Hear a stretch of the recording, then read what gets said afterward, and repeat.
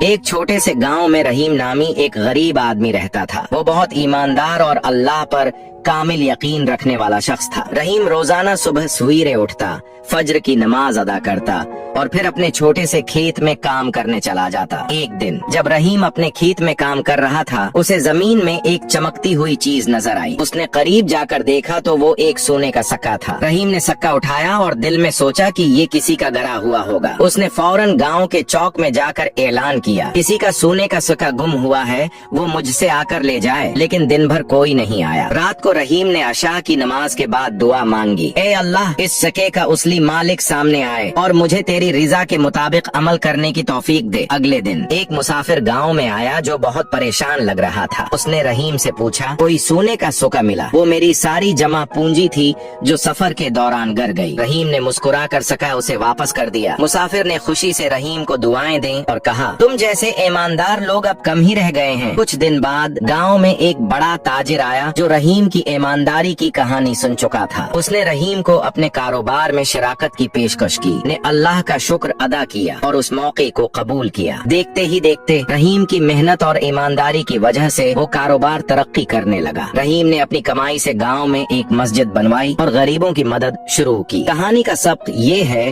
کہ اللہ پر بھروسہ اور ایمانداری ہمیشہ انسان کو کامیابی کی طرف لے جاتی ہے۔ جیسے قرآن پاک میں سورۃ البقرہ آیت 66 میں ارشاد ہے کہ اللہ پر بھروسہ اور ایمانداری ہمیشہ انسان کو کامیابی کی طرف لے جاتی ہے۔ جو لوگ اپنا مال اللہ کی راہ میں خرچ کرتے ہیں، ان کی مثال ایسی ہے جیسے ایک دانہ جو 7 بالیں اگائے۔ رحیم کی ایمانداری اسی دانے کی طرح تھی جس نے اسے دنیا اور آخرت دونوں میں عزت دی۔